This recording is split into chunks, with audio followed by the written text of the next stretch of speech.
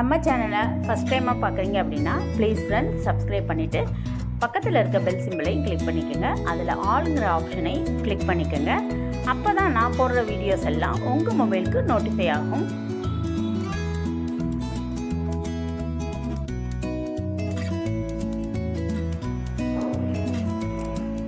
Hi friends, வணக்கம். Welcome to Sai Geetha's recipe. Good morning friends. இன்றைக்கி கார்த்திகை தீப திருநாள் அன்னைக்கு எடுத்த விலாக் தான் இது.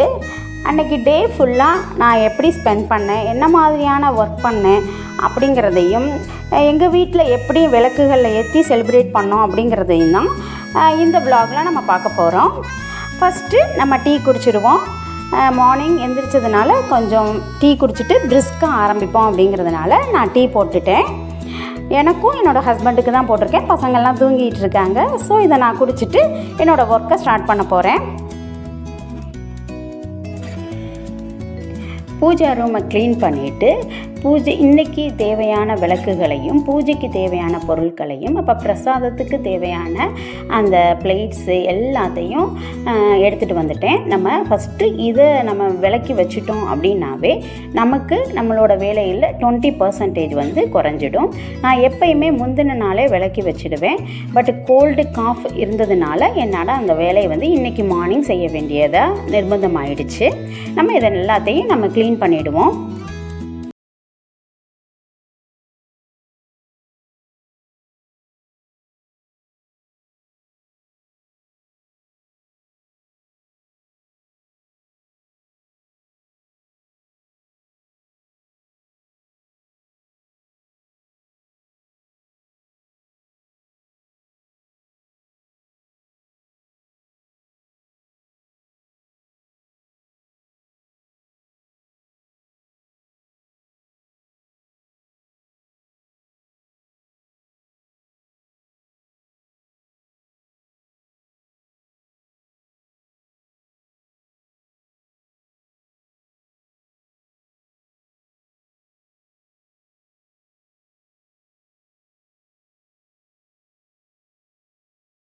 விளக்குகளையும் நான் வந்து எப்பயுமே சுத்தம் பண்ணிவிட்டு எடுத்து வைப்பேன். அதனால் இதை சும்மா தண்ணியில் ஊற்றி அலசினா போதும்.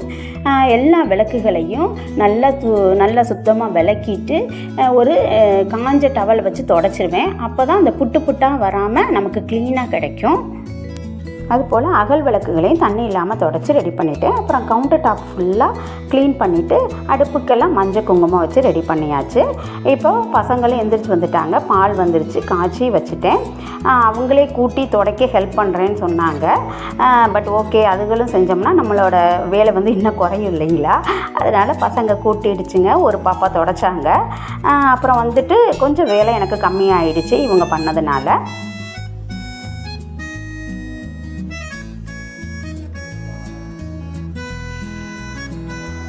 மாடிப்படியெல்லாம் கழுவிடலாம் அப்படின்னு சொல்லிட்டு நான் போயிட்டு தண்ணி ஊற்ற சொல்லிவிட்டு நான் வீடியோ எடுத்துகிட்டு இருந்தேன். ரொம்ப காண்டாயிட்டாங்க. கழுவிடாமல் இதையும் ஷூட் பண்ணிகிட்டு இருக்கீங்களேம்மான்னு சொல்லிட்டு ரொம்ப கடுப்பாயிட்டாங்க பசங்களும். நானும் அதை என்ஜாய் பண்ணிவிட்டு அந்த தண்ணி ஊற்றுறது ரொம்ப அழகாக இருந்துச்சு. கீழே நின்று ஷூட் பண்ணிகிட்டே இருந்தேன். ரொம்ப அழகாக இருக்குது பாருங்கள். அப்படியே மாடிப்படியெல்லாம் கழுவி விட்டாச்சு. என்னோடய ஒர்க்கும் கொஞ்சம் முடிஞ்சிருச்சு.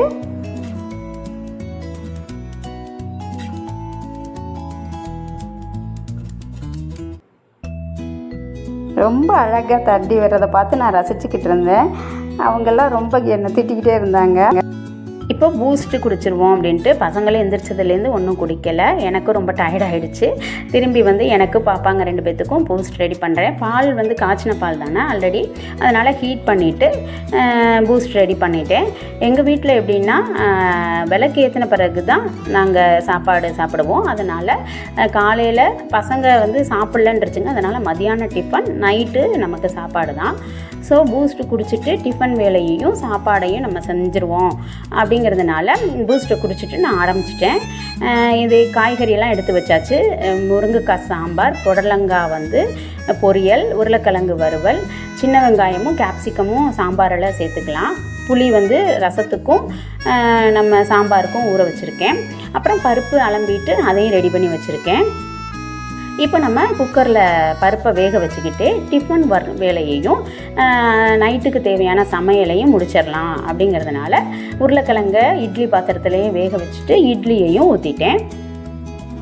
அதுக்கப்புறம் இன்ஸ்டண்ட்டாக அரைக்கக்கூடிய கார்லிக் சட்னி அதை நான் போட்டுட்டேன். ரொம்ப சீக்கிரம் 2 நிமிஷத்தில் பண்ணிடலாங்க. சமையல் வேலை இருக்கிறதுனால டக்குன்னு முடிக்கணுமேன்னு சொல்லிட்டு இந்த சட்னியோட வீடியோவும் நான் ஆல்ரெடி நம்ம சேனலில் போட்டிருக்கோம். அதோட லிங்க்கை டிஸ்கிரிப்ஷனில் கொடுக்குறேன். அதுக்கப்புறம் நாங்கள் இட்லியோட அந்த பூண்டு சட்னியை வச்சு சாப்பிட்டுட்டு அதுக்கப்புறம் சமையலுக்கு வந்துட்டேன். சீக்கிரம் குக் பண்ணிடலான்ட்டு அந்த வேலையை நான் ஸ்டார்ட் பண்ணிட்டேன். முருங்கைக்காவும் எல்லாத்தையும் காய்கள்லாம் கட் பண்ணி வச்சுட்டேன். பொடலங்காய் பொரியலுக்கு, உருளைக்கிழங்கு வேக வச்ச உருளைக்கிழங்க நறுக்கி எடுத்தாச்சு. எல்லாம் சமையல் வீடியோ போட்டால் ரொம்ப லென்த்தாக போகுங்கிறதுனால டக்குன்னு அதோட முடிச்சதை தான் காமிச்சிருக்கேன். சாம்பார், ரசம், தயிர், பொரியல், உருளைக்கிழங்கு வறுவல் எல்லாமே ரெடி ஆகிடுச்சு. என்னோடய வேலைகள் பாதி முடிஞ்சிருச்சு. இங்கே பயங்கரமாக மழை கொட்டுச்சு. சூடாக டீ குடிக்கணும் போல் இருந்துச்சு. பட் ஒர்க்கெல்லாம் அதிகமாக இருக்கிறதுனால விளக்குக்கெல்லாம் பொட்டு வச்சுட்டு அந்த வேலையெல்லாம் ரெடி பண்ணிட்டேன். பூவெல்லாம் வச்சுட்டு அதுக்கப்புறம் எண்ணெய் ஊற்றி திரி போட்டு விளக்குகளெல்லாம் ரெடி பண்ணி வச்சாச்சு. நம்ம திருவண்ணாமலையில் தீபம் ஏற்றின பிறகு தான் நம்ம வீடுகள்லாம் ஏற்றுறது வழக்கம். அதனால் வெயிட் பண்ணோம். அதுக்கப்புறம் ஏற்றின பிறகு நாங்களும் பூஜை ரூம்லையும் வெளியில் அப்புறம் பால்கனியில் வீட்டு கிச்சனுக்குள்ளே அதுக்கப்புறம் எல்லா இடத்துலையுமே தீபமெல்லாம் ஏற்றினோம்.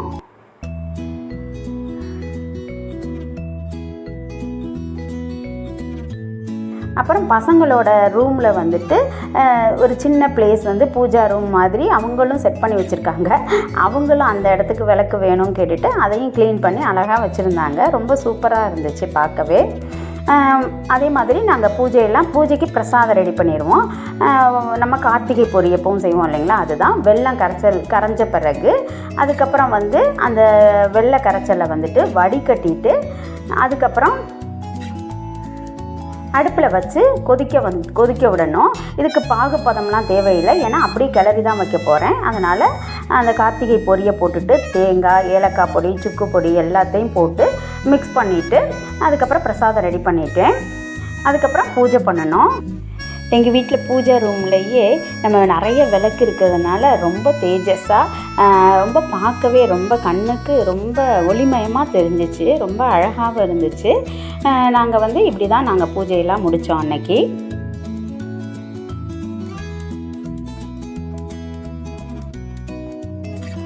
அதுக்கப்புறமேட்டுக்கு பசிச்சிச்சு. நாங்கள் உடனே சாப்பிட்டு முடித்தாச்சு.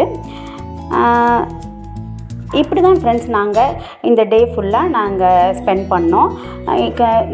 எனக்கு ரொம்ப பிடிச்ச பண்டிகை கார்த்திகை தீபம். ஏன்னா எங்குமே நமக்கு ஒரு ஒளிமயமாக இருக்கும். வீடாகட்டும், தெருக்கள் தோறுமே ஒரு விளக்குகள்லாம் ஏற்றி ரொம்ப பார்க்கவே ஒளிமயமாக இருக்கிறதுனால எனக்கு ஸ்பெஷலாக இந்த பண்டிகை ரொம்ப பிடிக்கும். அதுக்கப்புறம் நம்ம வீடுகள்லேயும் அழகாக விளக்கு வச்சு நம்ம பார்க்கும்போதும் ரொம்ப அழகாக இருக்கும் இல்லைங்களா. அதுவும் இந்த கார்த்திகை எனக்கு ரொம்ப ஸ்பெஷலாகிடுச்சு. ஏன்னா உங்ககிட்ட இதோட கிளிப்பிங்ஸ்லாம் கொடுத்துட்டு என்னோட இதை உங்ககிட்ட ஷேர் பண்ணிக்கும் போது எனக்கு இந்த ரொம்ப கார்த்திகை ரொம்ப எனக்கு